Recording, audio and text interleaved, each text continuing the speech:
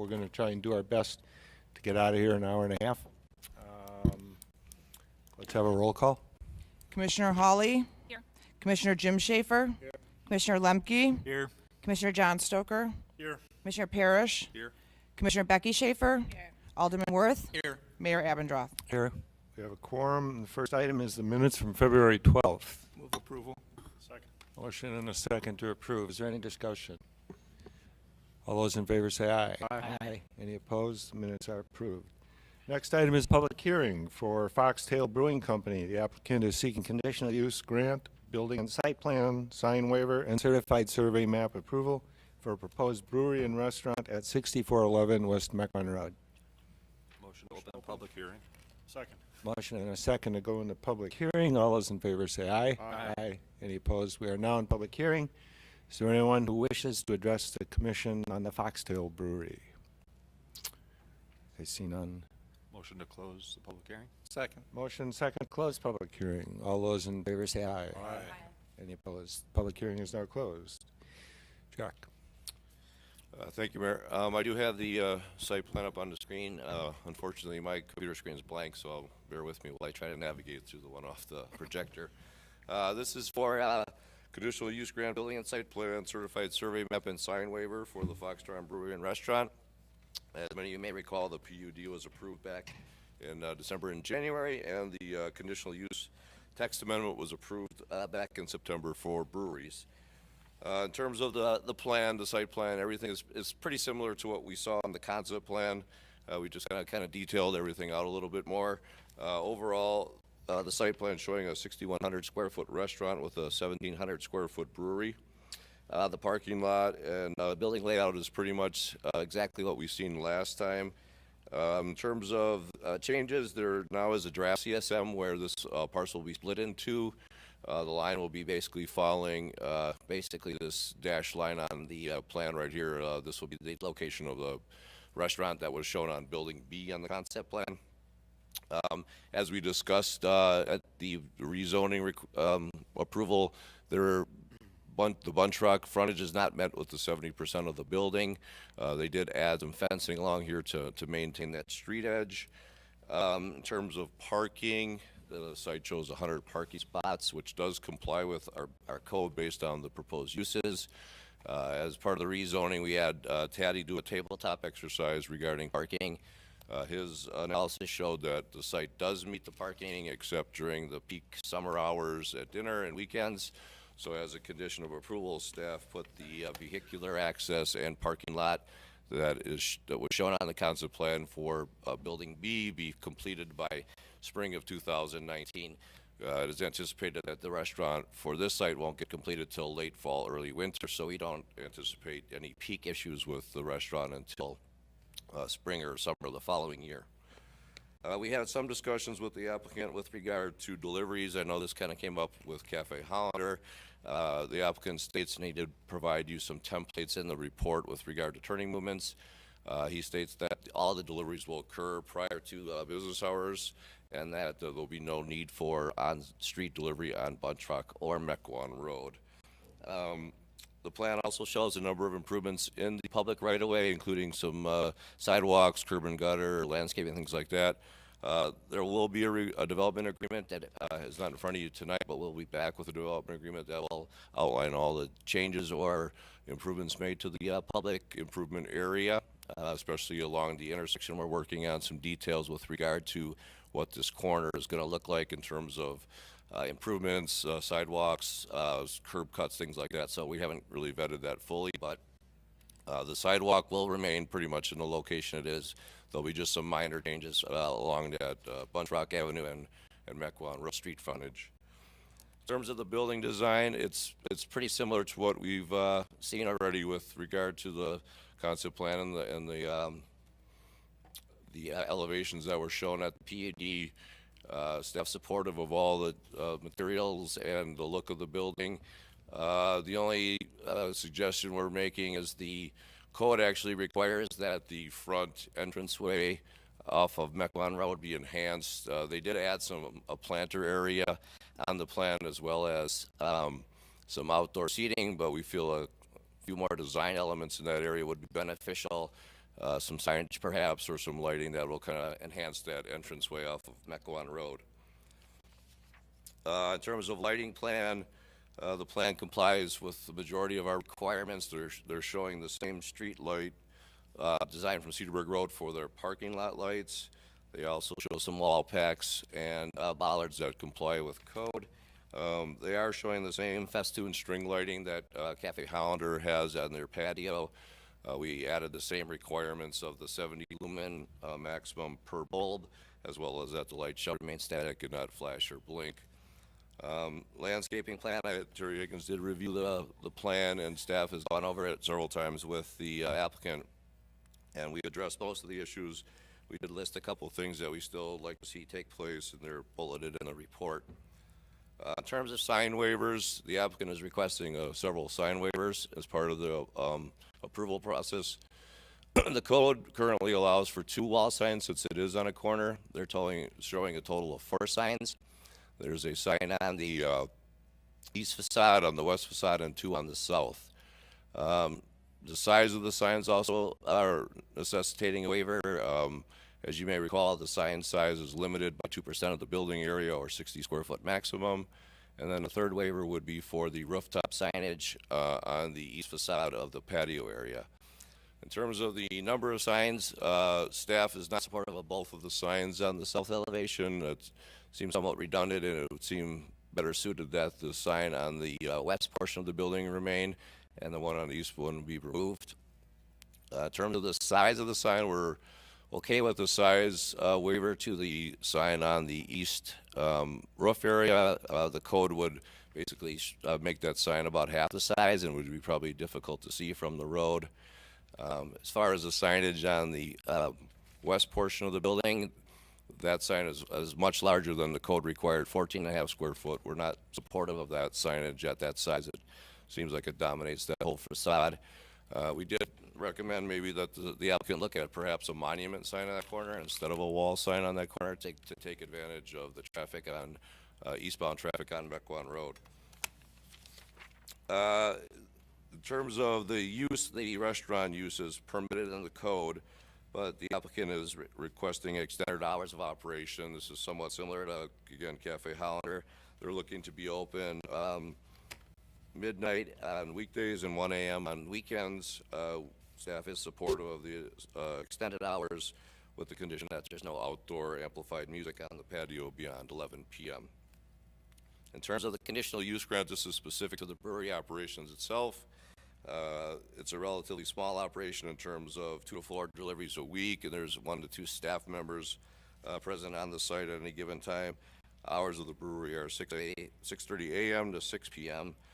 So we feel that this will not have a major impact on the area. I know there was some concern at the last meeting when they were looking at the brewery operations in the business park about smell. They provided some documentation for you in the packet that the only smell would be a mixture of water, vapor, and sugar.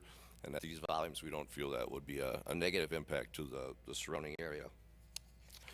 And as part of the brewery conditional use grant approval, we did add some conditions that breweries have to maintain with specifically consumption of beer on site, tasting rooms, and indoor and outdoor event space. They accomplished this with the restaurant as part of their operations, but we did add a condition that in the event that the restaurant would go away, the brewery, in order to maintain its conditional use, would have to provide those facilities on site in a different form or fashion. So there's also, again, the CSM, which shows the division of the 2 pieces for this restaurant and to the restaurant, or the proposed restaurant to the east. It meets all of our requirements in terms of size and area for the town center zoning. And that concludes our portion of the report. I know there was some concern with regard to stormwater. I think that's been worked out with engineering. So if you have any questions about that, we can address those concerns. But having said that, staff does recommend approval according to the 29 conditions in the report. Thank you. Thank you, Jack. I'd like to invite the applicant up if you care to join us.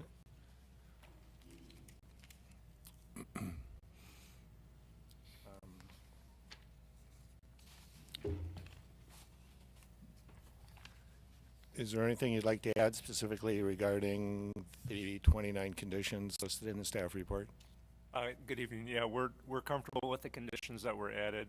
I'm confident that there'll be no issue meeting those. One request we have with approval tonight is the ability to proceed with interior building demolition work and the start of construction work this month. I mean, even as early as this week if possible. Yeah, there are certain triggers that will allow us to release a permit. I think we're confident that we can get those accomplished in a relatively short time frame. The one concern would be stormwater and what allows that trigger to be released, and I guess I'll defer to engineering on that one. Okay. Good evening. The stormwater management is anticipated to be delivered this week. Our stormwater consultant is a little bit behind schedule, but he is intent to push this on his agenda so that we can get a first round of reviews to happen as soon as possible. So typically they have 2 weeks to do that review. We're hoping to turn it around in a week to keep the project moving forward. Okay. Commissioners? Does anybody have a motion? I only have one comment. There's a note in there about replacing the existing windows with contemporary double-hung windows, aluminum-clad windows. My only concern is sometimes the lower grades of aluminum-clad windows really don't have a casing on them. They just have the frame exposed, which is like 3/4 of an inch, which doesn't look like a historic window. So I'd like to make sure the windows have casings around them, no matter what brand you buy. Otherwise, I think it's great. Thank you. We agree with you. In fact, we're looking at both Marvin and Pella are the two top window choices. Mm-hmm. And the Marvin especially has more of that historic, a little bit Yes. of a thinner line with the casing. Mm-hmm. So that's the direction we're going. Good. Mr. Schaefer? I just have two questions. I think the hours are exactly consistent with what we approved for Cafe Hollander, right? I tried to look back in the notes and I believe with Hollander, they're even a bit later. I think it? we've approved the outdoor seating until 2 a.m. Ooh, okay. Just as long as we're being relatively consistent for future. And then the parking, so if we are trying to complete the restaurant parking by spring of 2019, the yield for parking for both the restaurant and the brewery at peak is sufficient for both? That parking assessment has been done? If we have to, I guess what I'm saying is if we have to bleed over into the restaurant parking in order to meet the brewery need at peak, I think that's what I heard you say and what I read. Are we confident we have capacity to handle both of them at peak? Well, see, we have two different issues. One, we have a zoning code requirement, and then peak. We don't typically, our zoning code doesn't rely on peak. Okay. Typically it's a percentage of peak. And so our zoning code basically states, based on the information we received in terms of number of employees, the 100 spaces meets our zoning code. Okay. Now, the report that Taddy did goes above and beyond that and looks at peak operations and breaks it down by hourly. And basically in summertime, I think it was between the 6 and 8 dinner rush, it was going to be a potential up to 130 spaces needed to meet the peak demand.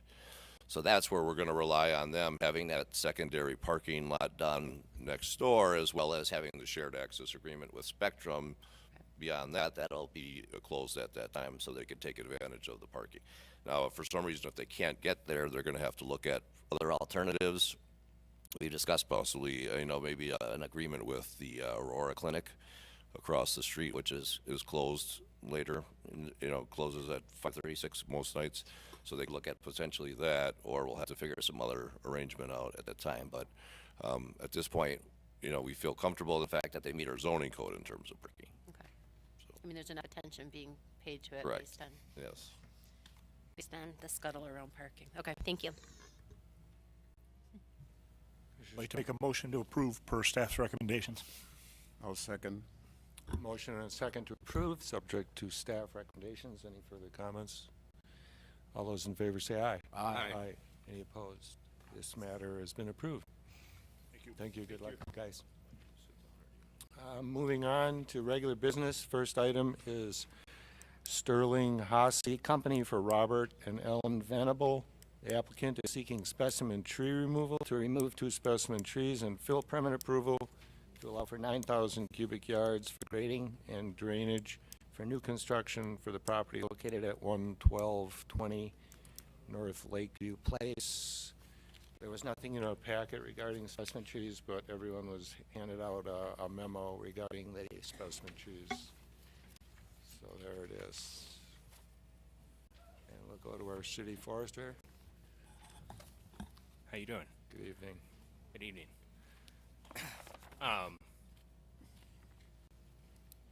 You guys, I'm trusting that the report was, Robin, you had the report? About No? the trees? Yes, we do. Yep. So this was a kind of unique site in the fact that there were, it's an older site in Mequon, and then on the site alone, there was 13 Tilly Americana, American linden, and the rest of the site was comprised mainly of ash. So it was a shock and awe to see the removal that has happened already, and the reason there was basically 13 American linden, and out of the 13, only 2 of them met any condition grade to consider them specimen trees, based on their condition being good enough to consider them specimen trees, and that's what we're here for tonight. The 11 that have been already removed, there was a fair amount of black or carpenter ants on site in these specific trees that were there already, including I think there was a secondary issue. I think many of them had decay pockets in them that were the entire center of the tree. So I felt when I did the condition report on those 13 trees, only the 2 of them met the grade for being considered specimens. So they had insect damage, structural issues as far as most of them were actually hollow or had really severe pockets of decay where I felt like if I had given them a report of good, it may have been a liability on the city. Having them keep any of these other trees. So with that being said, the 2 that I recommended,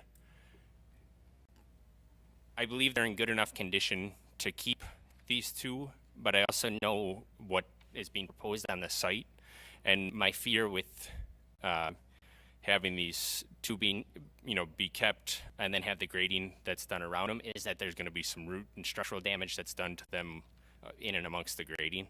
So that's why I kind of worded the report like I did, with staff recommendation being based on condition alone. I'm not recommending removal, but should the planning commission go forward and approve the grading that's being done on the site, then I would have the trees removed, because I don't think there's a way to adequately save the structure of the tree with the grading that's being done around it or being proposed around them. So that's kind of what brings us to where we are. So in addition to the specimen tree removal, the applicant is requesting a minor request to fill in excess of 1,000 cubic yards. The application did state that they were filling 9,000 cubic yards, but did not state that they were hauling it in. The applicant has since clarified that all of the fill on this site will be generated on the site. No fill will be physically hauled to the site. The applicant does need to get approval from the DNR in order to do any alterations to the bluff. My understanding is that the meeting has already occurred with the DNR to go over the alterations to the bluff and that process. We have not received any approvals from the DNR yet, but we also haven't received any phone calls denying it. Staff is in support of the minor request to fill. The juxtaposition of the proposed house is in line with the homes on both the north and the south side, as well as across the street to the west. Thank you. Gentlemen, would you like to introduce yourselves? Do you have anything to add? Bob Venable, the property owner, and this is Carl Kupfer, the engineer that we've engaged to do the drainage work on the site. Okay. And You are not planning on trucking in any fill to the site? So the source of the fill, this is a very unstable bluff slope, kind of vertical at the peak, and so we're going to be shaving that back, and that is the source of the fill that will be used for creating the grades that you see in the drainage plan. Okay. So it's the expectation that there's no net import or export of fill. Okay. We have a couple people who have registered to speak on this item. Karen Mitch, or Karen Middle, wishes to speak.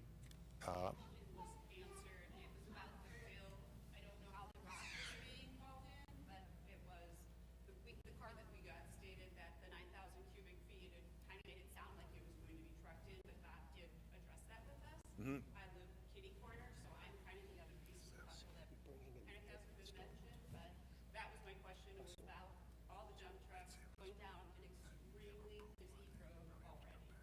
So, according to Bob, nothing is being trucked in.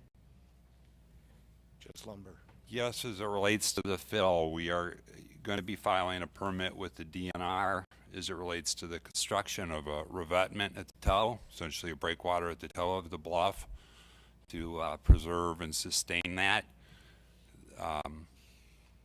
Our approach for getting that in is still to be determined. That could be brought in via barge. That process is probably several months away. That permit has not been filed. We expect about a 5-month permitting review process with the DNR to get approval for that before that process could proceed. Okay. Mike Middle, Mike Mitch, I assume. I'm Mike Mitch. I live at 221 East Mequon Road, which is the very first house on Mequon. So just maybe can give some clarification on the process for the drainage. So that corner there, we have a shared culvert that goes underneath Mequon Road that runs into the property there. And in the past, because the ditches haven't been maintained real well in that area, there's a lot of it backs up.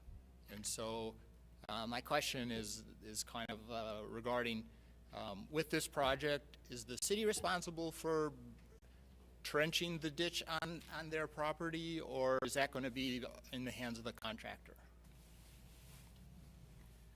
All right, I can take that one. So the current drainage of the site has a portion of the drainage going north to that property, a portion comes south to the south property, and the remainder goes to the ditch on Lakeview Place. That is still the plan for the revised grading. However, less goes to the north property, less goes to the south property, and more goes to the ditch. However, the concentration of that flow is on the northwest corner. So it brings it downstream so that the impact to the culvert that the gentleman is speaking of is less in the proposed condition than it is in the existing condition. Because I guess my concern on that is looking at the drainage plan, it's kind of like you're funneling more to the ditch. If the ditch isn't increased, it's going to back up. So I'm assuming that somehow you're digging all those ditches out so that more flow can actually happen. Because right now they're very shallow. And the ditches are very shallow in this area. So it's not more to the ditch, it's more to a different location in the ditch. So the downstream water is still the same. The upstream water is lessened, and my understanding is you're on the upstream side. I'm on the upstream side, right? So by introducing the drain tile, which collects the water, it seems to me that can flow quickly, more quickly to fill the ditch than before. My concern is that it will back across the road, which already occurs today. And I was told by the city that they agreed with me, but that it was too costly to fix my ditch. So there is a culvert through here, and it's kind of hard to see where the mouse is. Expand that, please. I can try to. We can't see it on the screen. Oh, well, that would help. There we go. There we go.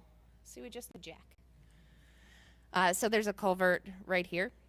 So a portion of this south side of the lot drains to the south. It's smaller than it is in the existing condition, so they're reducing the amount of water that comes to the south.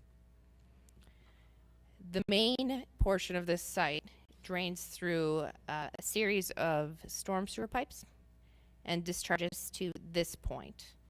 The ultimate drainage, so where all of the water goes, is to the northwest. So it's taking some of the flow from the south and discharging it to the northwest where it's ultimately going now. So the drainage conditions for the neighboring property should be improved as part of this project.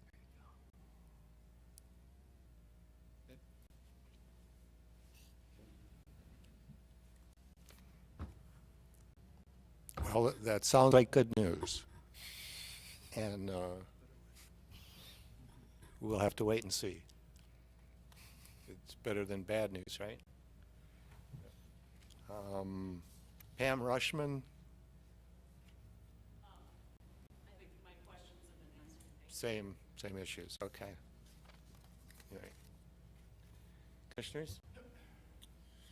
I just have a question for staff. Do staff recommendations number 1 and number 2 need to remain part of this since there's going to be no hauling? They do not. 1 and 2, that's right. Okay. I move approval with, based on staff's recommendations without number 1 and 2. Okay. Second. And to include the specimen tree, It does include this recommended specimen tree. removal of specimen Removals. tree according to the ordinance. And I'm assuming the applicant has seen the memo and is fine with that. Yes. Okay. Motion and a second to approve. Is there any further discussion? All those in favor say aye. Aye. Aye. Any opposed? Matter is approved. Thank you, gentlemen. Thank you. Good luck. Beautiful lot. Always has been. comfortable with this. It's shocking. Holy cow. On Sunday morning. Wow, what happened to the trees? All right, moving on. The next item is Zhenghao Wu. The applicant is seeking fill permit approval to allow for 7,000 cubic yards to rough grade the property at 12813 Highgate Court. So this particular site was tabled previously. We were waiting for them to proceed with providing a grading plan so we can verify where the fill was being placed. And in 2016, there was a fill permit issued for this site for 2,500 cubic yards of fill. After doing a site visit, we wondered where 7,000 additional cubic yards of fill would have been placed. Seeing the site plan as well as doing the visit, that's still the impression of staff that there isn't 7,000 more cubic yards of fill being placed here. Doing some basic engineering calculations, it was determined that it's closer to 2,000 cubic yards of fill. So our recommendation to Planning Commission would be to approve an additional 2,000 cubic yards of fill for this site. Mr. Wu, How are you guys? anything you'd like to add to staff's recommendation? No, I think we overestimated. My landscaper told me that to apply for at least 500 truckloads in the beginning, but at the time he was planning on flattening it out a lot. But now I talk with the engineers and they said the mound, we can't do that. So he spoke with the landscaper again and they decided on this final plan. So. Okay. Commissioners? Are there any green sheets on this? No. All right, move approval subject to staff's recommendations. Motion and a second to approve. Any further discussion? All those in favor say aye. Aye. Any opposed? Matter's been approved. Good Thank you luck very to you, much. Ms. Blue. Sorry for my pronunciation of your name. Next item is Pinnacle Engineering Group for Jim Forrester. Applicant is seeking rezoning, certified survey map, and concept plan approval for the property at 11649 Port Washington Road. This This is a request for rezoning recommendation, land use plan amendment, and certified survey map approval for the property at 11649 Washington Road. This is the Lexington Square development. The applicant, and I have basically what the proposed zoning would look like up on the screen. The front portion, as many may recall, is the Lexington Square development. They were in front of us a number of months back for conditional use to allow juice facilities in the LTD zoning district. This portion, as well as the back right now, is all currently zoned B3, PUD, and LTD. The applicant is requesting to change the back portion of the site from that to a R6 PUD. When the Lexington Square was approved a number of years ago, the PUD did account for a third phase of Lexington Square that would show, I believe, 3 office buildings in the back. The applicant feels that it's the land is, since it's off Port Washington Road, is better suited for residential development, and is proposing to do a plex development similar to what's surrounding in Astor Woods and in Eastbrook. I will bring up a copy of the proposed concept plan. Let me zoom out a little bit here. So the proposed concept plan shows this is the area in question in the center. Basically, you have a 3-unit building located on the north end, and we have 2 buildings located here on the south end. As part of this, there would be new entranceways off of Eastbrook that would be similar to what you see as you drive further west down the street in the Eastbrook condominiums, and there will be an additional entranceway shown back in this area here to access the 5 units that are located in this area. The applicant will split the property in 2 with the certified survey map, but it'll still be governed by the 1 PUD and 1 agreement, because when the original development was approved, the original landscaping open space requirement was 30%. For the front, it doesn't currently meet that. So what we did was we applied 30% to the front, and we applied a 40% to the rear, since that's our current code, and we kind of created a ratio between to come up with, I think it came out to be about 34.6%, and the applicant currently meets the whole site at about 42%. So in terms of the rezoning, we typically use the R6 and the B3 somewhat interchangeably in terms of a buffer between commercial and residential areas. So this effectively will just change that buffer line and move it a little bit further to the east, and it'll protect, I believe, a number of the existing condominiums that are located just to the west of this site. It does meet all of our requirements. There are one waiver that we're requesting in terms of the setback. The code requires a 50-foot setback off the street, and they're proposing a 30-foot setback on both the north and the south street. This is consistent with the buildings located adjacent in the Eastbrook subdivision. I believe they're all right around 30 feet as well, so we feel that meets that street pattern that we're looking for in terms of consistency. The applicant will have to return in the future with a condominium plat, as well as show us preliminary concept elevations in terms of the design. Ultimately, it'll go in front of Architectural Review Board for final approval. The certified survey map, as I said, shows the splitting of the parcel into 2, one for the condominiums that will be part of the R6, and then one for the office development to the east. With that, staff does recommend approval according to the conditions in the report. Thank you. Thank you, Jack. There's 2 people that registered to speak. Steve Richmond.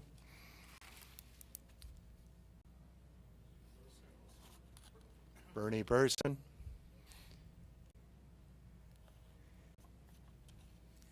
Bernie Burson, I represent the Eastbrook Homeowners Association.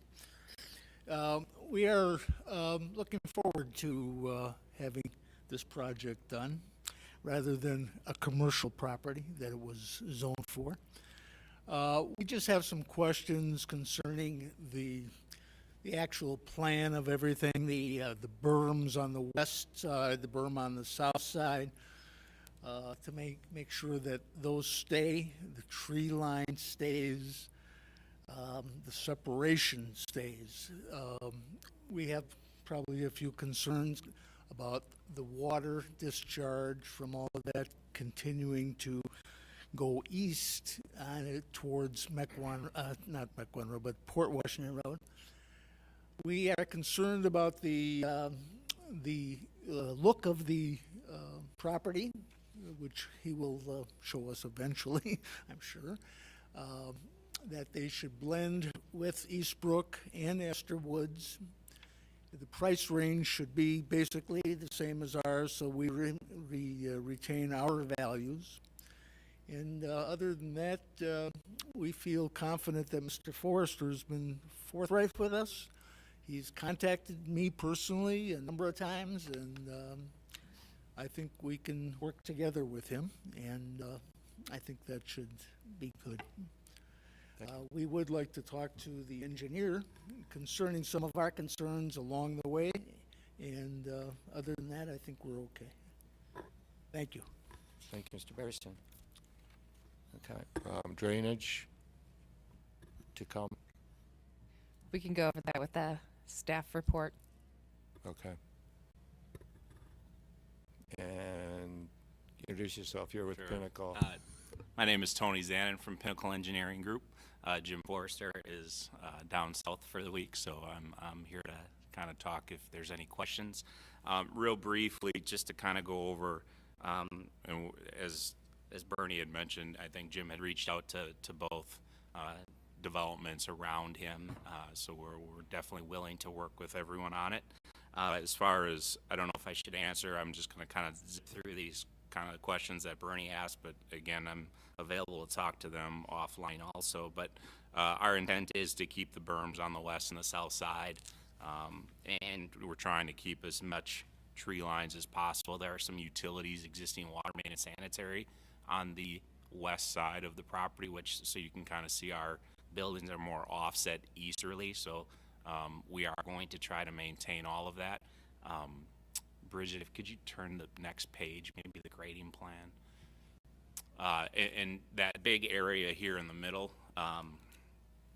this area right here, that gap is our stormwater management facility. So you'll see we did a building on the north, a building in the center on the south, and we know that just based on the topo, it seems like this area kind of drains through. So we're going to keep that flow going. We're going to maintain or do a stormwater pond here and then connect to the storm sewer that takes it out to Mequon Road. So that is our intent, to keep the drainage pattern the way it is today. We won't be blocking off any neighboring properties that have drained onto us, and we're going to address the stormwater requirements as needed. The look of the property, Jim, that's one of the things he wants to be sure that he does blend in with the neighboring property. So when, as Jack had mentioned, you know, the concept elevations and the ARB will show all of that, and I think you'll be pleased with what he's proposing. With that being said, the value should be relative to the neighbors, if not a little bit higher. And then finally, as I had mentioned, we are willing to work together.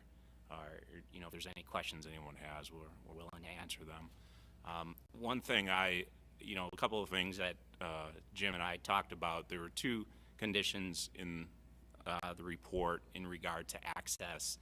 And the first one is the access to the northern building. There's a driveway here, a driveway here, and a driveway here. This is a 3-unit building, and we would have 3 separate driveways connecting to Eastbrook, the road, which is basically the same as these, although these are all 2 families.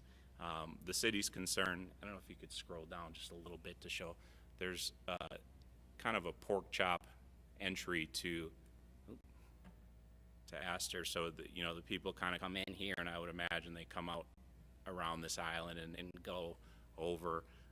Staff's concern is we've got a driveway here, a driveway here, and a driveway here, and I think one of the conditions was that, hey, we don't want conflict with this area here. Do you mind just to scroll over to the left a little bit? So we kind of looked at a number of things during the planning. We had a building that kind of went more north and south, but it really impinged in the stormwater pond, and we didn't want to do that.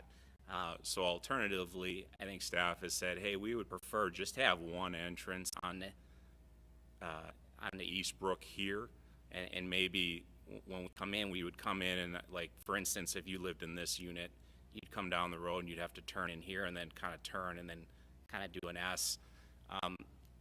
I understand the thought of you don't want to have a lot of access points to the road. You do have this that's serving, I believe, ultimately 32 units. I believe looking at the aerial, I counted like 24 units with the ability to build 4 more buildings in there.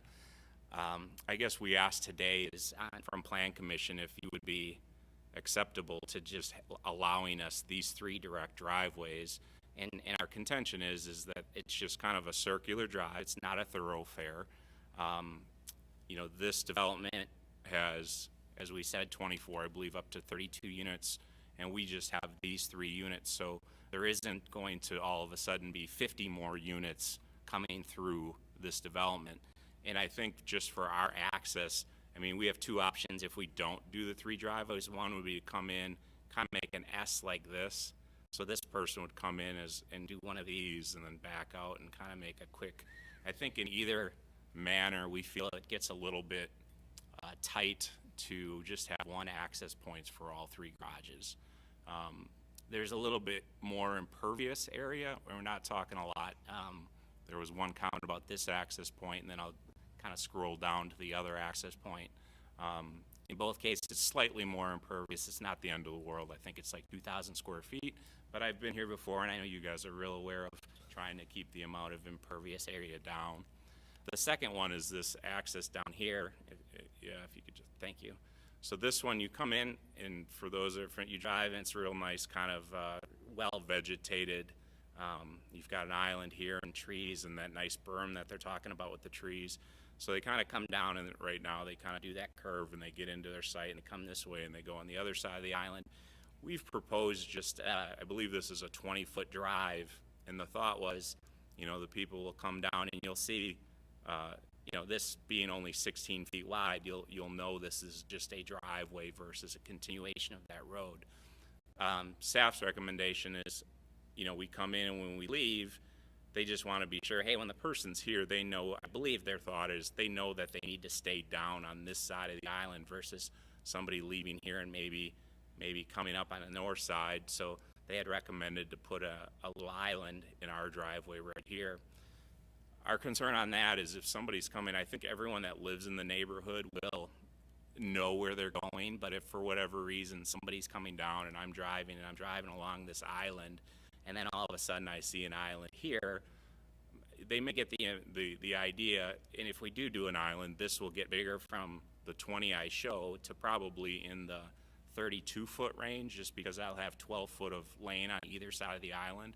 My concern would be if somebody's coming driving like this and they just don't know where they're going, they're going to see this island and says, well, I just continue to follow that island, and now all of a sudden they're in our little development and not able to turn around.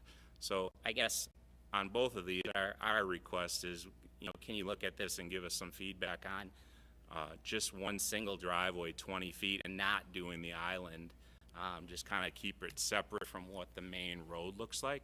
We'd even be willing to go, you know, we've got a 20-foot driveway. We could go down to 18, you know, just to kind of tighten it up and really to make it look like a driveway versus a bigger swath with an island to make it look like a continuation of the road. So those are 2 items on the staff report that we just wanted to talk about to Plan Commission. Otherwise, all the other items in the staff report we have no issue with. Mr. Parrish. Yeah, well, first of all, thanks for presenting the concept for Mr. Forrester. I'm okay with the change in land use. I think it's a higher and better use for the land, and glad to see he's working with the neighbors already. It's a really great approach. You can tell they're happy, so it's a good start. As far as the lower section for the driveway, it seems like that could be fixed with signage. I don't know that we need to rebuild curbs and islands and all that. I guess I'm fine with what we see. It's a difficult layout, you know, so I guess what I'm seeing here is fine if you can get some signage, private entry, things like that. Yeah, and I know staff did recommend a stop sign at our driveway, and we'd be willing to do a stop sign. And as far as the issue up top, though, I have some family that live in Astor Woods, and it's very difficult already at that area, and it's hard it's hard to describe it, but where you see that tree kind of at the way top, it, you know, as they're pulling out of there, there's already frequent, almost accidents in there. So to have, you know, 3 cars pulling out of garages right there is going to be a challenge. So it'd be nicer if there was coming out of one focal point.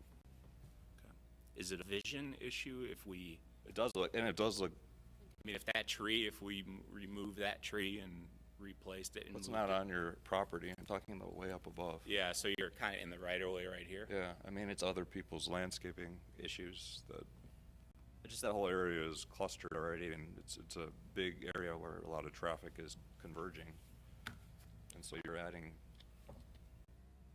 dumping 3 cars into the middle of that. So, just curious what my other commissioners would say, but.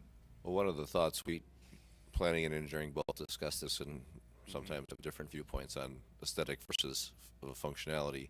And one of the things we thought may be a kind of a between compromise would be to have for the easterly one individual, and then maybe have these two somewhat like combined so they can come off each way. And the benefit of that would be to maybe have those cars be able to turn around so they can exit the site going frontwards instead of backing onto the street. The concern at least from a planning standpoint, from the 3, or not having one for all 3, would be just a lot of asphalt off the front, and we kind of wanted to try to avoid that as well. So that could be one option, to share the furthest west 2, and then have an individual one for the one to the east. As far as the one, this location, we did have some discussion on this as well. Right now, there's no connection point at this, so and there are trees in both, and actually both locations, there'll be trees that'll have to be removed. And we kind of debate a little bit about how wide we wanted that be to kind of disturb what's out there in terms of vegetation, but there was a legitimate concern of people kind of coming out of here and then going down the wrong way to the entranceway. So that's where that idea of that porch up comes in. So I think both planning and engineering staff would be supportive of still having that divergence at that location. So Can you curve that driveway down to the south a little bit more so it doesn't look like it goes straight?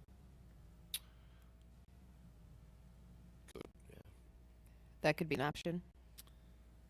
Yeah, so you're thinking kind of maybe down in this area? Yeah, just a little bit. That way it'd be at least a 90-degree turn for people heading west. They'd have to turn. Yeah, so we could look at, there's kind of a ped right here, telephone ped, which isn't the end of the world. I mean, we can move it. Yeah, I mean, we're also trying to kind of save. Yeah, we could look at this. I mean, could we do, so then this, if we did a 18-foot wide drive that kind of comes between these 2 trees, kind of right here. I don't think you would need to go that far. Just come maybe 10, 15 feet, 10 feet further south than where you currently are to get it more. So kind of get this ped relocated and That would maybe be the save south end of the driveway. Save that tree. Yeah. Yeah. And then keep. Kind of line it up with the median. Yeah. Yeah. So if you're going into the condo, you kind of like, oh, I have to turn right. Right. Just move a little bit. Sure, and then when you're leaving, you're better aligned with the Yeah, eastbound across. lane. Okay, so we can kind of keep this 20-foot configuration, but pull it down so that somebody stops here at a stop sign, then they pull out. When they're coming here, we have a private driveway sign here, and they kind of got to do a little bit of a. Okay. yeah, that's why, I mean, Kristen's one that was concerned more about having any kind of connection on that turn, so I guess I would defer to engineering on this one. Engineering would be more supportive of moving it further south to avoid that conflict as you're driving out to drive eastbound versus on the north side of the median in the westbound lane. It's only 5 units. How often are they gonna go somewhere? Any other opinions from commissioners?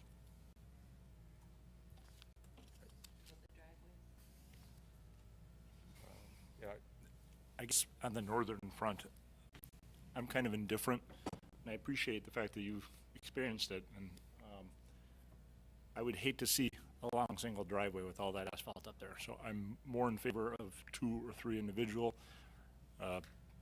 openings, if you will. So I'd make a motion to approve, based on the staff recommendations, approving the southern driveway moving to the south, approximately to the pedestal, and the staff and the owner work together on the northern piece. Yeah, and we have time, and this is concept plan, so things could change, and it'll be in front of you again once. So that is my motion, and I did have one quick question before. I'll second the motion. Thank you. And I should have asked the question first. Item 21, is there something wrong with the CSM, that something's not lining up? Is there an issue, or? Yes, the bearing is opposite of what is shown on Port Washington Road. It's, I believe, north and east on one of them and south and west on the other. Okay. I was So just it's curious if that relatively was- minor. I was curious if that was standard verbiage you put in, or if there was a challenge there. Okay. Okay, so we have a motion and a second. And the northern driveways will be discussed with staff. I would concur that maybe 2 driveways would probably be a good solution to that instead of 3. Join one together. But with that, all those in favor say aye. Aye. Aye. Any opposed? Motion passes. Thank you, appreciate Should be your a time. good addition to the community.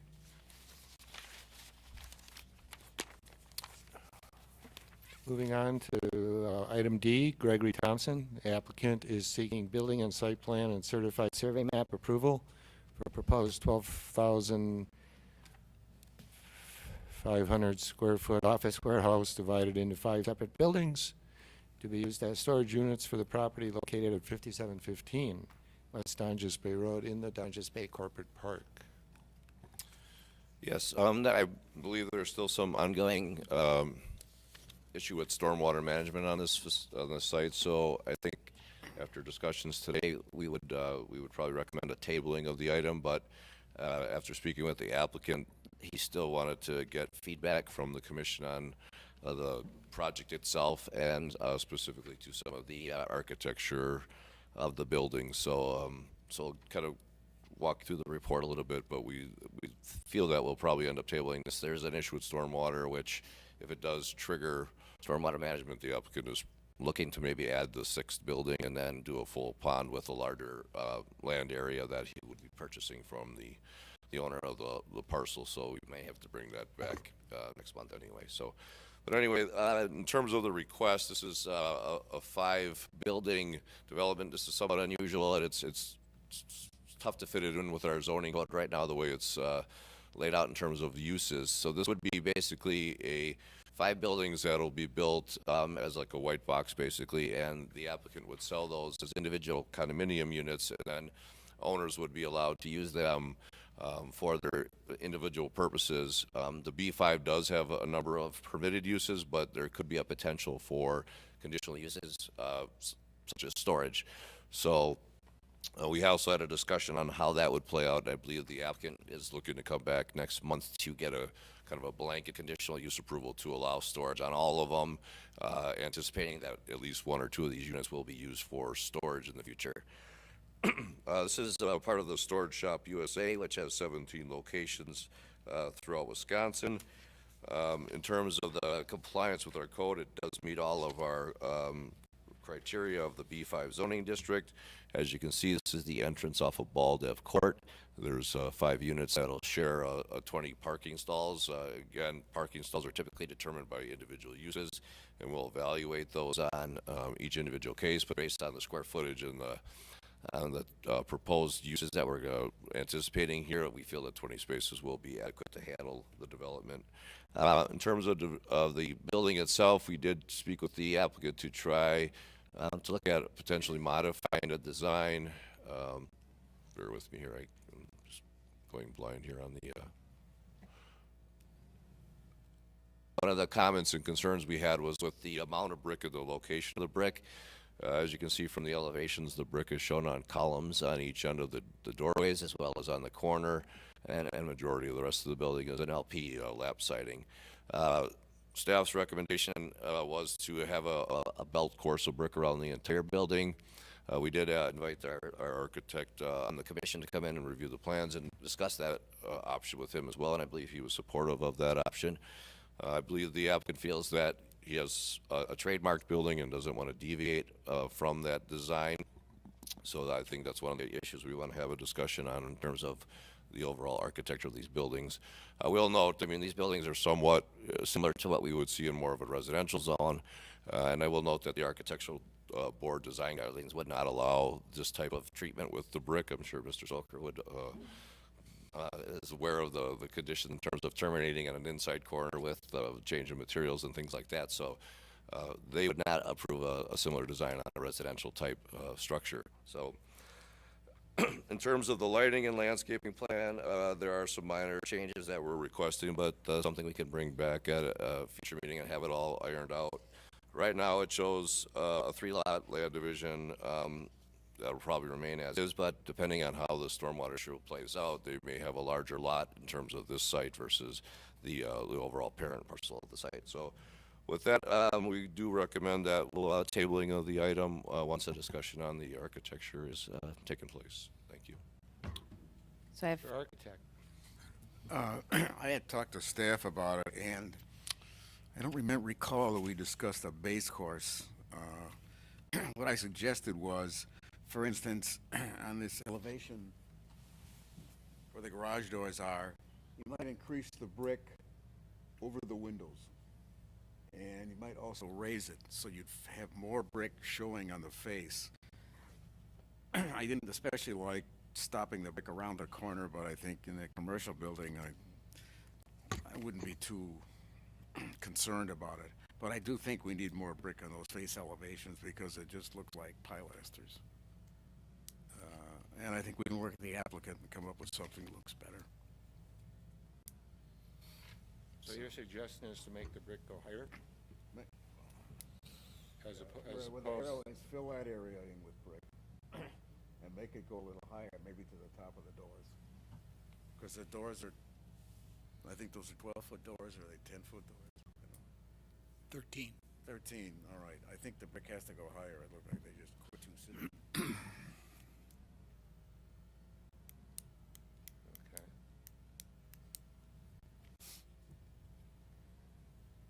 I'll ask Mr. Thompson if you have any comments about this.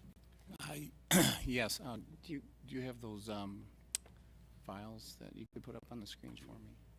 Down here? And if you want to scroll down, can you scroll down to a picture, some of the pictures I submitted of the buildings that are already built? Yeah, I can only access what's in the packet because I can't see my screen right now. So we had some additional info, but I can't get to it. So the files I sent are not available? They're there. I just can't see my screen. So, but here's the pictures that are in the packet. So if you want. Okay. All right. I'll just explain the history of this. Back in 2004, and I have respect for architects, and I use architects a lot, so I'm not necessarily disagreeing with comments that they make. I'm just saying that back in 2004, when I crafted this particular building, it didn't look like that. In fact, the ironic thing is that it had 4 feet of brick around the base. And I have the actual pencil sketches that I submitted from back in 2004. And it's the same building, except it has the brick all the way around it. And I took it to an architect specifically to say, hey, because I'm not an architect, I said, can you make this look better? And so that's what they came up with, and those files also contain the drawings from Zing Design, you know, whatever, how many years ago that is, 13 years ago, 14 years ago. And that building still is what I'm building today. And it is somewhat, it's a copyrighted building. It's kind of a trademark for me. And I've never had any complaints with regards to when people go up to my buildings, they don't think it's cheap. They love the look of it. And I'm not sure it's necessary to change something that is, you know, been working and it looks just fine. And it's not a Class A office building. It's not designed to be that either. But it does have a nice feel to it. And I don't, and not only that, if you added the brick around the base, I did a rough estimate, and it would add about $40,000 to the project. And I just, I'm trying to deliver a product to the consumer in an affordable way. This is a very, very needed type of commercial space. I don't go anywhere unless I know that I'm going to sell out, because I actually only going to Mequon because I get requests. And so I follow where the people are. They know they follow my site, and they're looking for this particular product. And you can't put it in a residential area. You can't put it in a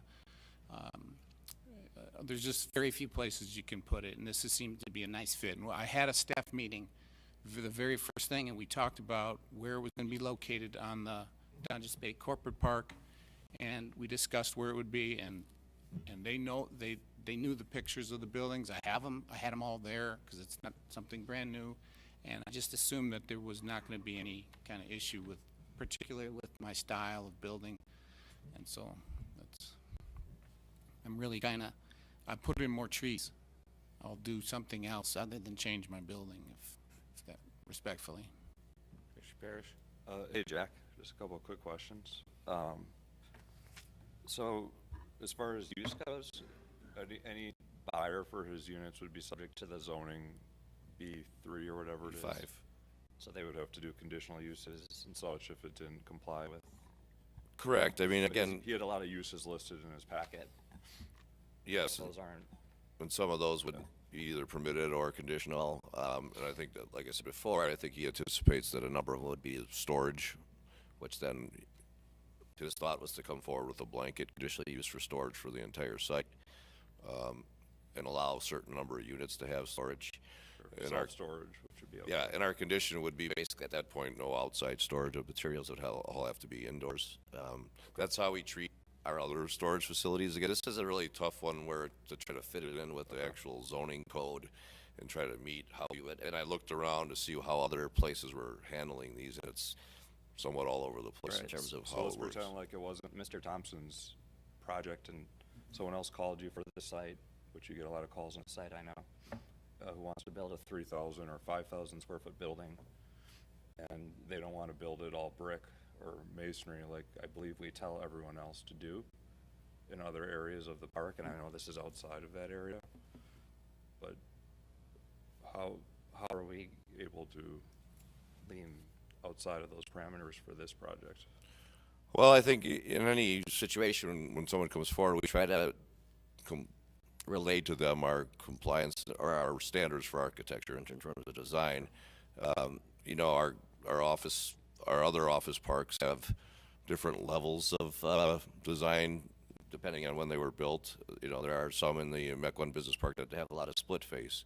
Other ones do a lot of precast. I mean, you don't see it. This is, again, more of a residential treatment with the lap siding. You don't see that in a lot of our business parks. And, you know, one of the things that it was kind of somewhat of a double-edged sword, there's the WageWorks building, which is in front of this, which doesn't really look anything similar to this. But there's also a number of residences that are located right to the west of this. So we thought, well, this may be a decent location for this type of use because it'll have less impact on the neighbors to the west. True. But we were concerned about how that would transition over from a WageWorks kind of building to something like this. But there is another 50 acres left to sell in this little industrial park here, and so, you know, we do have that precedent to be concerned about. And so while your design is excellent, in fact, I think your buildings are wonderful. I think they're going to sell out quickly. I think, and this is always what we talk about here, and I know you're a newcomer here to Mequon, so welcome. And I think the precedent is what this planning commission is concerned about. I know you don't like changing your design, but if we deviate from what we normally do, which I think maybe we'll consider doing, I think you need to be flexible. So I'm definitely in favor of deviating from all masonry for some flexibility on your part. I think something like 50% brick or something like that is much more reasonable. I'd be concerned about everything else coming in on that court. I'd like you to do more units. I think you're going to sell it quickly, so I was glad to hear that you'll be looking at more land. I thought I heard Jack say that in the beginning, because I think you're going to sell out quickly and you're going to do excellent here. You have a great product. Condos is a new thing, storage, and we don't have any of those here in Mequon, so that was great to see. I think it's lucky that you're outside this proposed moratorium, which we'll talk about shortly. You're just on the other side of the tracks, so dodged a bullet there.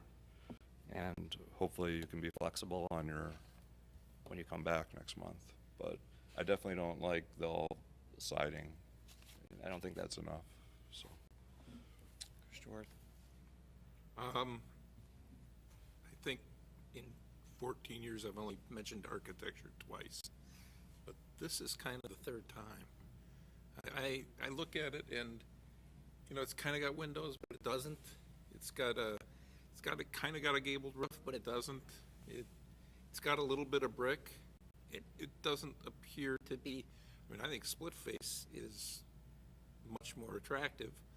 Although I tend not to vote for things based on attractiveness in my mind.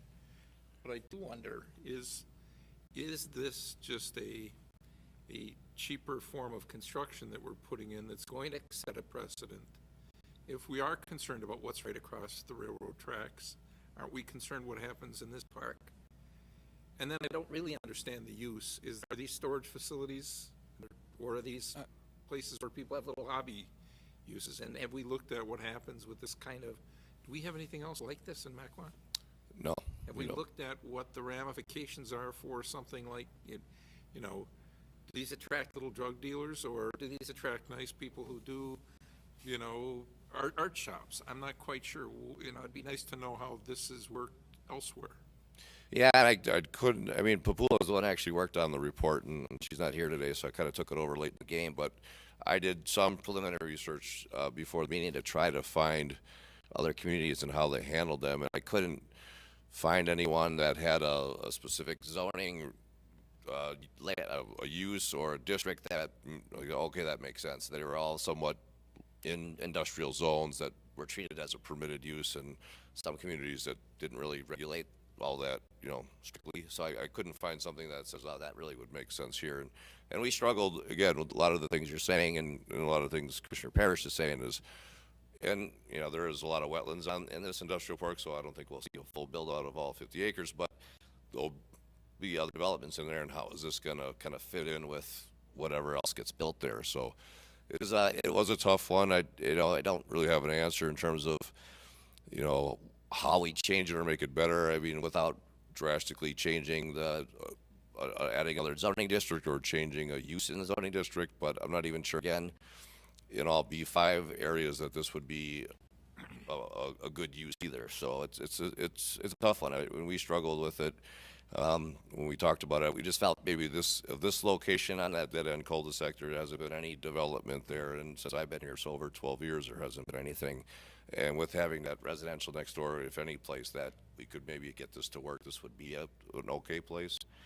So I just want to clarify some of the uses. I don't, storage is in the name, okay, but if you look at the uses that I've identified in the packet, there's, 18%. I have an ongoing poll on my website.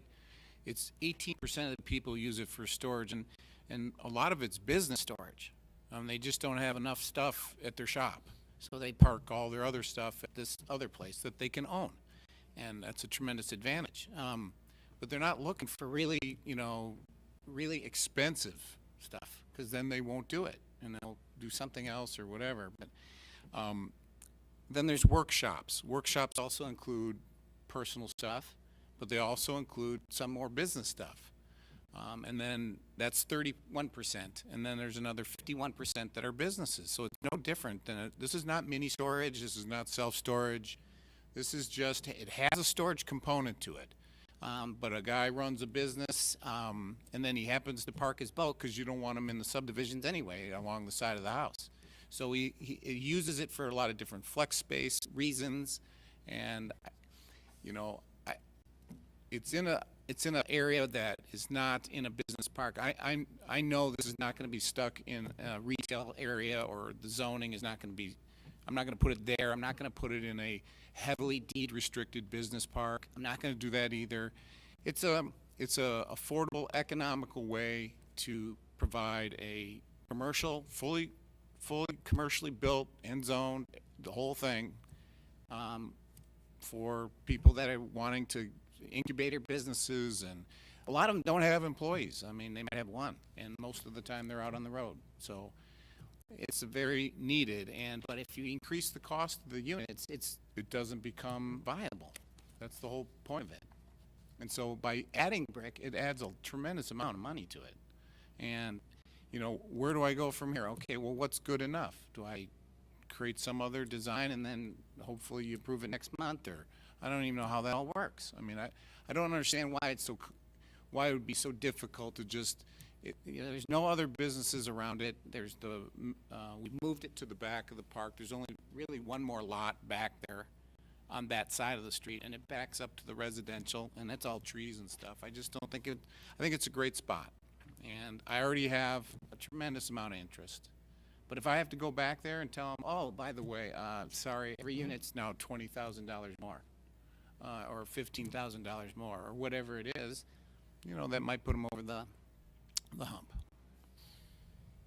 Sure. But I think, personally, oversized mini storage units that we've had built in Mequon are more attractive. I mean, if you took a typical mini storage building and just made it bigger. Well, I've sold 140 of these buildings across the state. I mean, it's not like if they're really that unattractive, then probably people wouldn't buy them. I understand that, and I've sold inner city properties that are falling down also. I'm not saying I know there's a that's margin it, price and for everything. Please, I'm not saying that this is that, but I do wonder what kind of precedent we set for other things that were, you know, other applications, other spaces where people think it's an unusual location. You know, it's kind of odd that it has windows, but the windows are they're tiny. I understand there's a market for it, and it may be a great use. I guess I'd also like to just see what the history are of these little parks to make sure that other communities haven't had problems with them.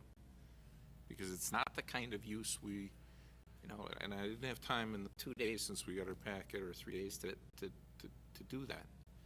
Because maybe I'd feel much more comfortable about the use, to make sure that these are being used in a way that is an attribute to the city, not a negative to the city. It sounds to me like the use would probably help certain businesses in the city that need places to store stuff, but. I'm very much in line with both Commissioner Parrish and Mr. Worth. Unfortunately, as Jack referred to, in Mequon, I understand you've sold 140 of these units throughout the state. You haven't sold them in Mequon, and Mequon has some unique requirements. In residential, we have to add $20, $40, $50, $100,000 in brick and stone because of a very unique requirement that they have. If 31% of these are going to be businesses, if it's 40 grand divided by 5 buildings, you're looking at $8,000. If the business can't afford the $8,000 more for stone, I'm not sure I want them here as a partner in our community. Well, it's not 8. He's suggesting 50%. I just said just putting a 4-foot around the base and eliminating all the pillars. I don't know. That's 40 I don't know. I'm saying 50%. I was more in line with you putting a belt around the entire building. So the big problem is the elevations that have that mass with no windows, no siding. I can't even tell from the bottom picture, is that the electric pedestal? What is that in the middle? And again, much like Mr. Worth, I don't usually comment on aesthetic views because I have to deal with it in residential every month.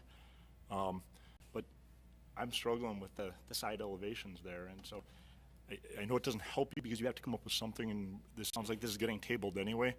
But I would probably agree with the other commissioners that have spoken that I would have a hard time approving that. And I also appreciate the fact that this is kind of a trademark. But the reality is, I don't think people are going to drive by and say, "Oh, there's Mr. Smith's storage. I've got to be in there." I don't understand the trademark value in this case. If this was a McDonald's that has certainly a look, and there's tens of thousands of them, I understand that. But I would struggle to approve the look of that building as well. I would say, though, even here at McDonald's, when we've taking our liberties too. I'm not a McDonald's, but and I never claimed to be, but. Any other comments? Engineer Hank. So the two items that we haven't discussed yet is stormwater management and wetlands. This site does have wetlands on site that they are intending to fill. The wetland approval letter has not arrived from the DNR yet, approving the driveway location. And the second item is stormwater management. This site is just barely over the trigger for stormwater management, and that stormwater management can either be provided on site or in conjunction with the overall development. And those are the items that we're currently working through. I just want to add a comment on the wetlands. It's just basically crossing to put a driveway in, and I don't anticipate it being a problem. I mean, you have to access the lot somehow. And then the stormwater, I submitted this on February 12th, the packet, with no stormwater, because under the guidelines, it has to be, if it's under a half an acre of impervious surface, then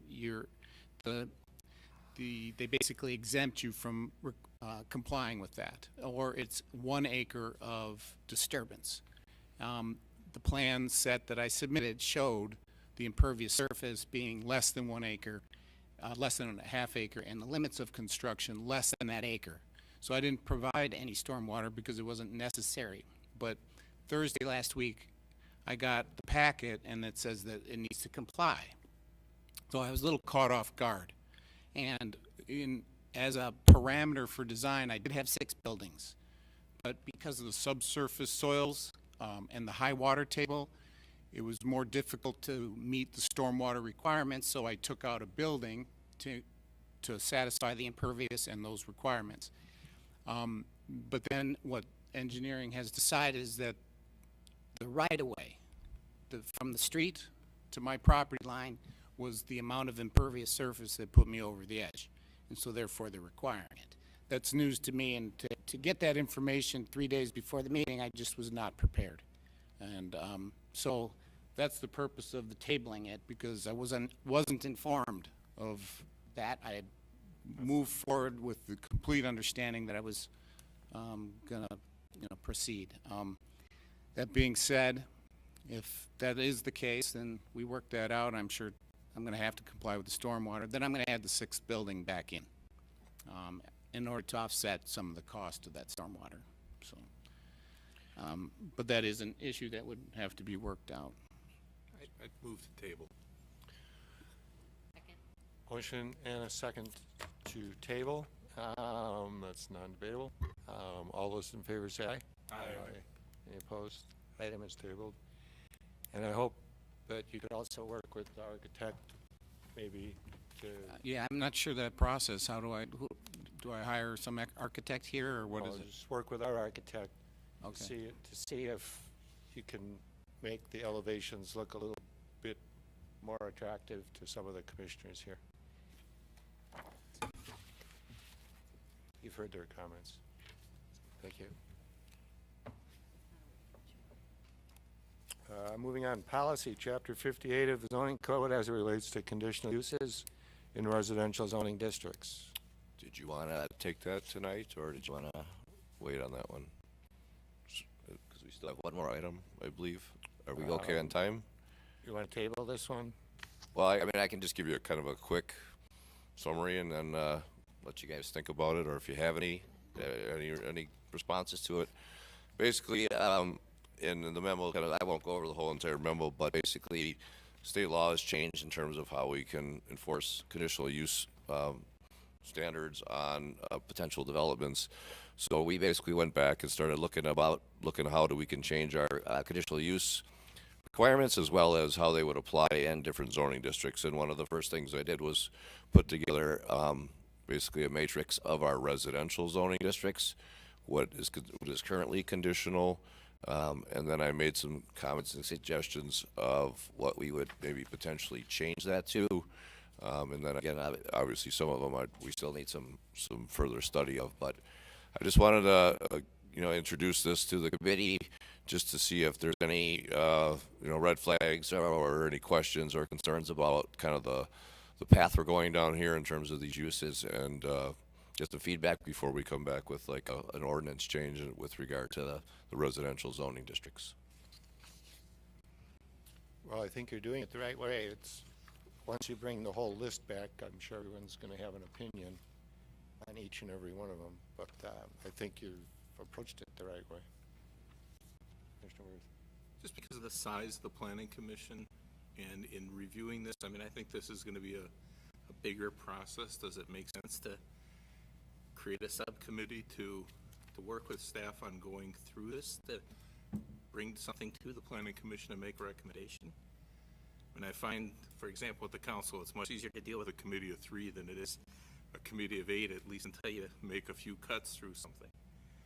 Just a thought, because I think this is a big process to go through here to, even if you're going to do it, you know, I think that even the standards in the town center zoning that we've set for individual, there's probably some real work on conditional uses, some real work to go through there to meet the new law requirements.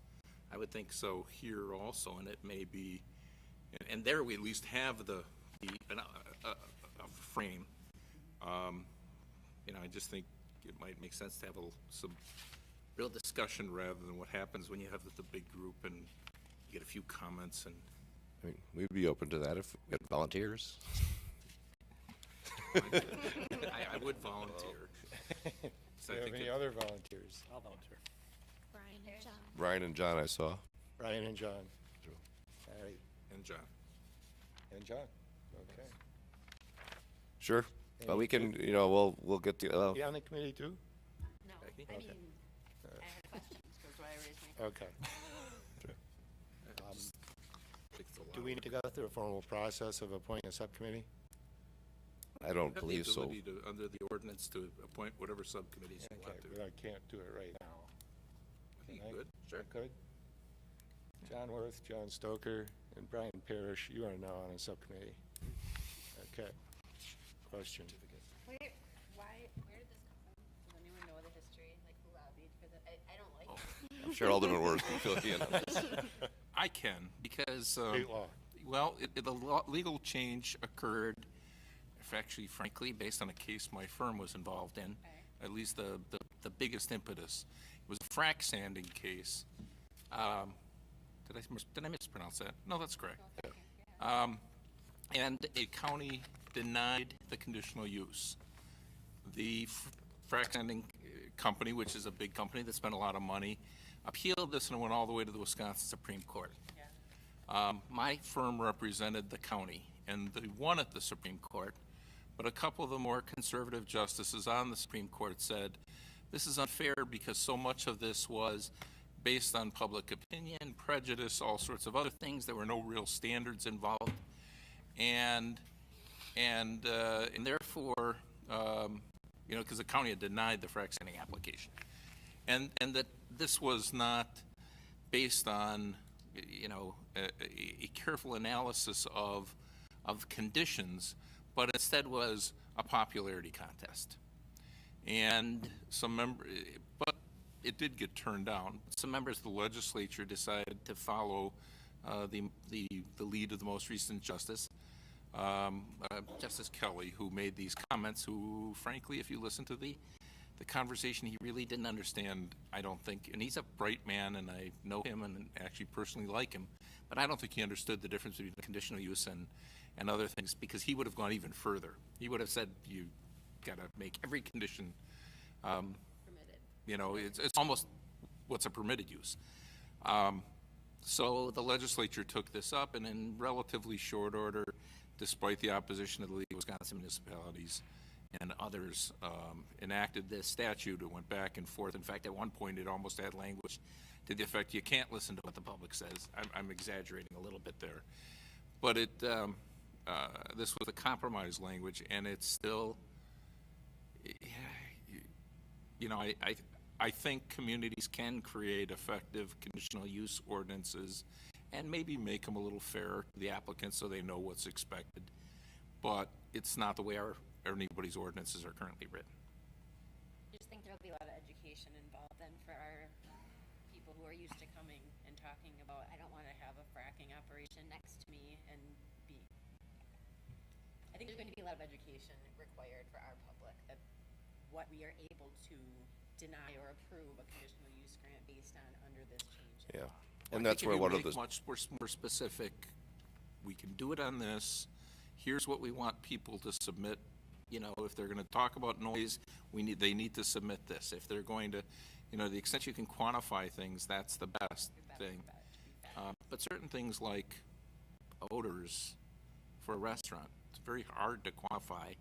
On the other hand, if people are opposed to it, they need to actually come up with testimony on what have other communities found with similar restaurants in the same location, as opposed to just, we think it's gonna smell, we think there's gonna be a water problem. I think this may backfire too in a sense where I know there's a number of other communities that are looking at just prohibiting a lot of uses that would have been conditional. Right. And just So not is that even. why we're removing? Yeah, So it- we're removing these uses from conditional use, so therefore we avoid the issue altogether? Yes, they'll be prohibited if they're removed, if they're not listed. So, I think that'll happen, and I know I've talked to one of the land use attorneys that works a lot with the APA and Wisconsin APA, and there's even a suggestion of creating a zoning district which has all the uses that you really don't want, and then not mapping it anywhere, and then having people come forward individually and requesting those, so. But we so won't there's- rezone you into that category.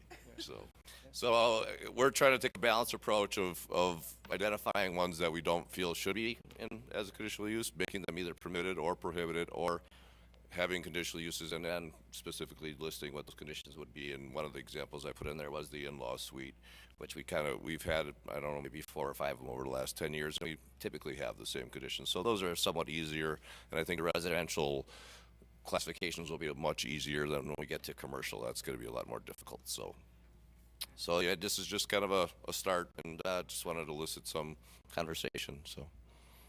Okay, and we'll form a committee, and they'll review it and bring it back. Okay. Let's move on to items B and C. Resolution to approve the city's intent to enact an ordinance for development moratoria as authorized by Wisconsin Statute 661002, and an ordinance approving a development moratoria as authorized by Wisconsin Statute 661002. Thank you, Mayor. Good evening, Commissioners. Staff is recommending a development moratoria for the general area of Dunges Bay and Cedarburg Road. What that does is halt development and redevelopment for a specified amount of time. In this particular case, we're taking the opportunity to state that we would have the moratorium in place for 12 months. However, at our internal staff discussions, as well as a discussion with the Public Welfare Committee, we would hope that we can do our evaluation in less than 12 months. This gives us an opportunity to evaluate what might be desired or necessary rezonings, regulatory amendments. Those could include licensing, enforcement, nuisance procedures, and of course, public safety powers in terms of patrolling the area. One of the things, of course, we want to do is ensure that as redevelopment happens, it happens in a harmonious way and happens in a way that will increase property values and be a positive impact on the local economy. We have seen an increase, as I noted in the staff report, and is submitted by the city engineer. We have seen an increase in crime and calls to this particular neighborhood. This is a neighborhood that's identified as part of the comprehensive plan as basically a neighborhood commercial node. So we're talking about more neighborhood, or intention of more neighborhood commercial type level of services. However, there is a variety of zoning districts that, in particular, given the conversation we just had about conditional use grants and some of those local powers and authorities related to conditional use grants, might result in more intense commercial uses than what might be desired in this neighborhood area. We've received a number of inquiries regarding redevelopment. There's been a couple proposals or concept plans submitted in front of Planning Commission. We've had conversations about properties that are for sale, and there's a signal in the market, in the private market, for interest in redeveloping this area. We just want to make sure that we're in a position to be able to respond to those interests in a way that's going to positively impact the neighborhood and not create, or I guess overturn the trend with the potential crime that we're seeing. So the first action would be the resolution to enact our intent to establish the development moratorium. The second one deals with the requirements through the state as to what we need to acknowledge as part of our plan. We can't necessarily address all of the potential impacts or what the potential changes would be right now. But we would come back to the Planning Commission to work through those items. And as indicated on the last item, I even suggested in the report that perhaps special committee might be interested in looking at this. As part of the process, we do intend to engage property owners as well as the business owners in the designated area. We want them to feel as though they have an opportunity to be involved in some of the alternatives and solutions that will be explored. So, the people that have already brought something in front of the Planning Commission, is there any grandfathering if this moratorium will go into effect July 1st? If they're already in the process, do they stop, or how does that work? If there's an application in place, then they have the rights to that application. That was the first question. Thank you. Second question is, do we know how many properties we're talking about that are available or for sale? I'm trying to consider the person that lives out of state and has a property that's for sale and is not involved in the community. Suddenly he gets someone interested and only to find out there's a moratorium. Mm-hmm. I think there's probably about 10 properties right now that I don't know if they're being advertised as for sale, but that we've had inquiries about, and those individuals expressing the opportunity to purchase that property. And there's about, I think, 30 properties included in the study area. And as you saw in the key, which you can't see right here, we noted particular properties that we've heard from or know that it's an area of change, I guess, in our opinion. And those areas of change make up about 30% of the study area as well.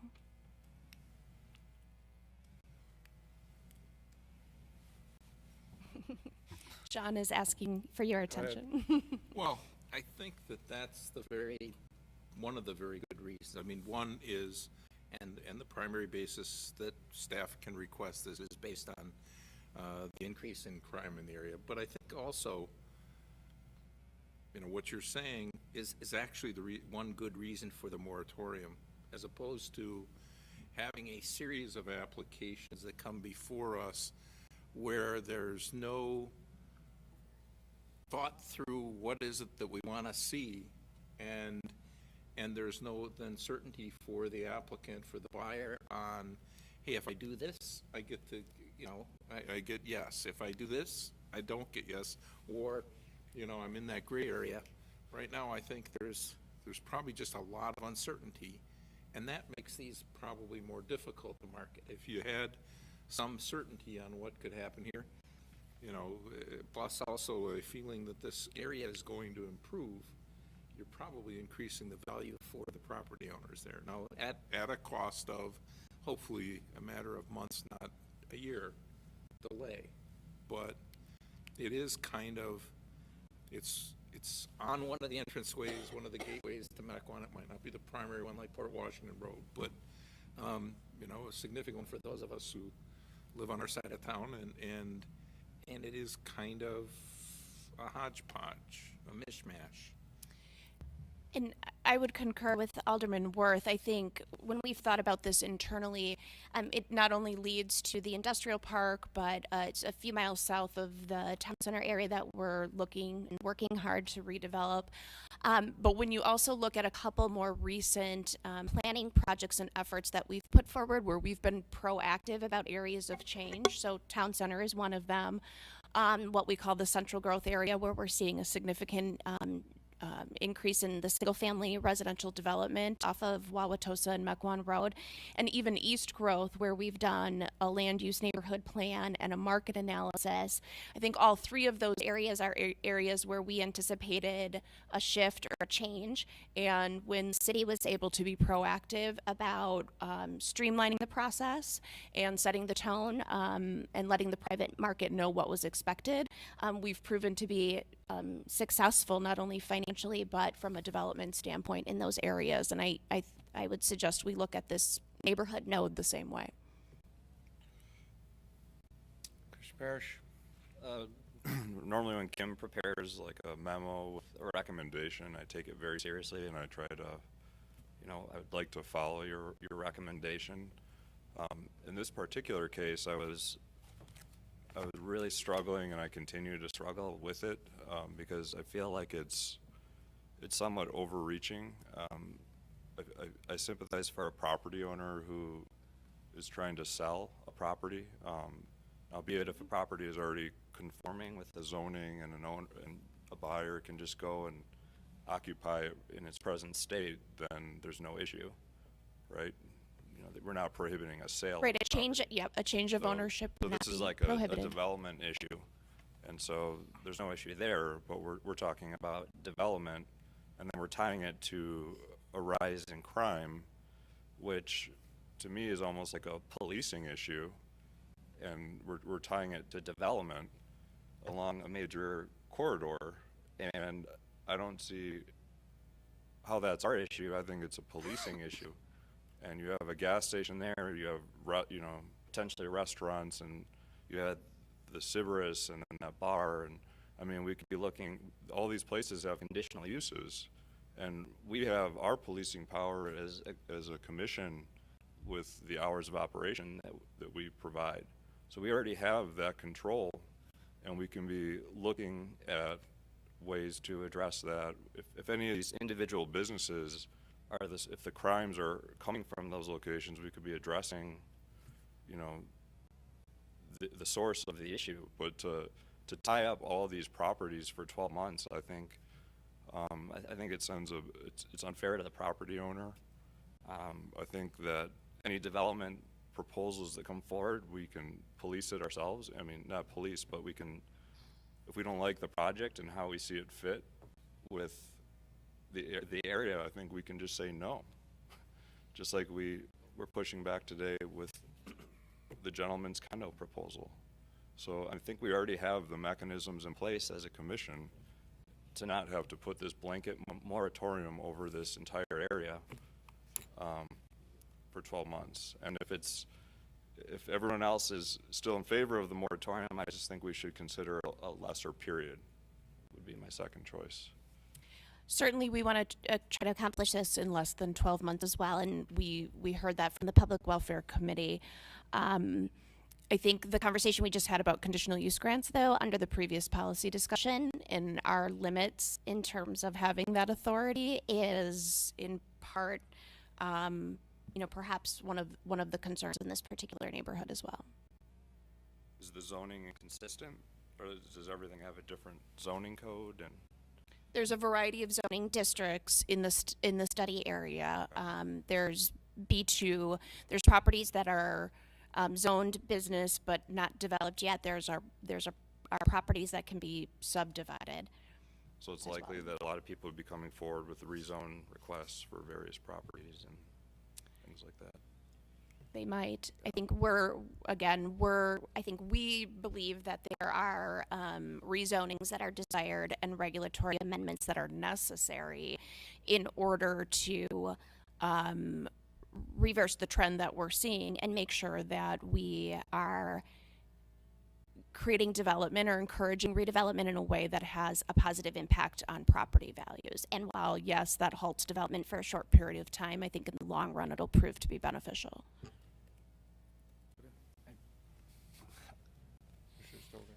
Is this an internal study, or are we going to hire someone external? Are there costs associated with this study? I'm just curious.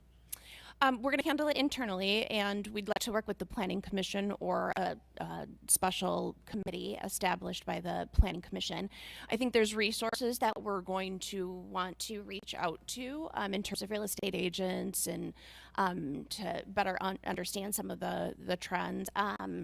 We do have dollars budgeted in the department's 2018 budget to assist with some professional assistance on behalf of the Planning Commission.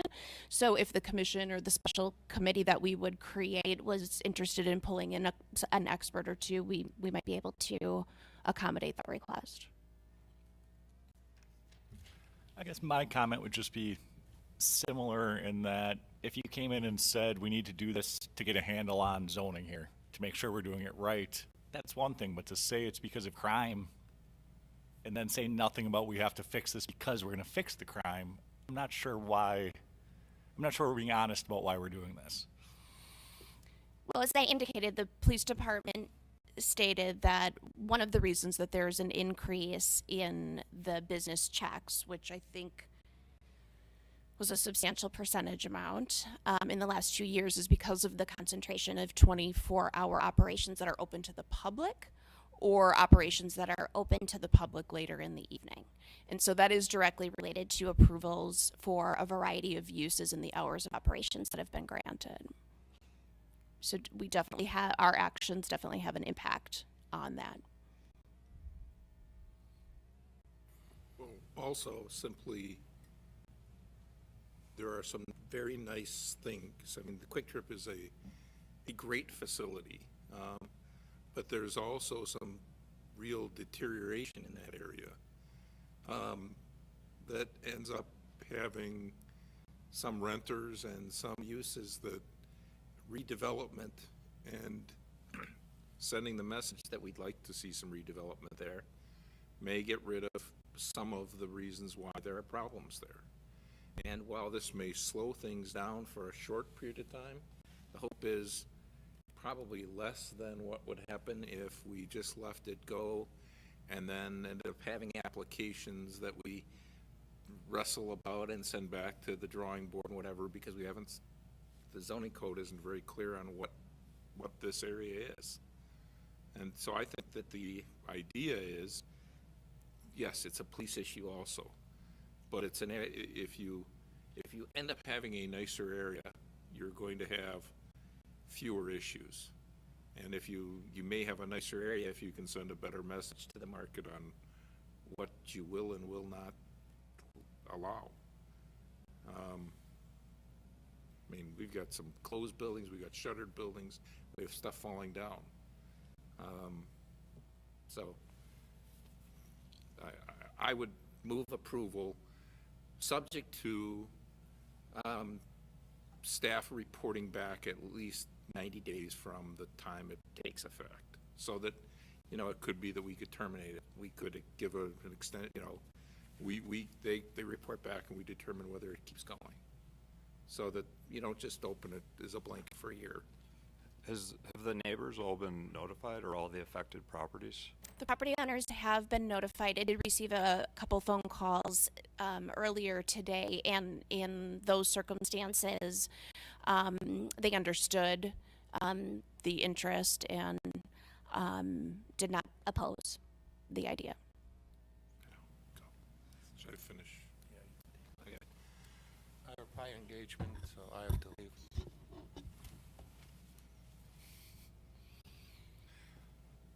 So we have a, I second the motion. any further discussion? Okay, all in favor of the motion, say aye. Aye. Opposed? Aye. So the ayes have it, 5-2. So that's the first item. So I don't have my agenda open because I didn't know I needed to follow the agenda. Just give me a moment. We have a paper agenda. No. The second item, the first Here. item was the resolution. Next item on the agenda is a resolution to approve the city's intent to enact an ordinance for development moratorium as authorized by Wisconsin statute section 66.1002. or did we just do that? We just An did that ordinance one. approving a development moratorium is authorized by Wisconsin statutes, section 66.02, 66.1002. I'm assuming that discussion is the same on that item. Does anybody else have anything to add? Is there a motion? Approval along the same lines as the resolution we just had. Is there a second? Second. We have a motion and a second. All in favor, say aye. Aye. Opposed? Aye. So again, it's 5-2, and that ordinance is approved, or recommended to the common council. Any announcements? Is there a motion to adjourn? So moved. Second? Second. All in favor? Aye. Opposed? We're adjourned. Dan, if you just would have moved things along.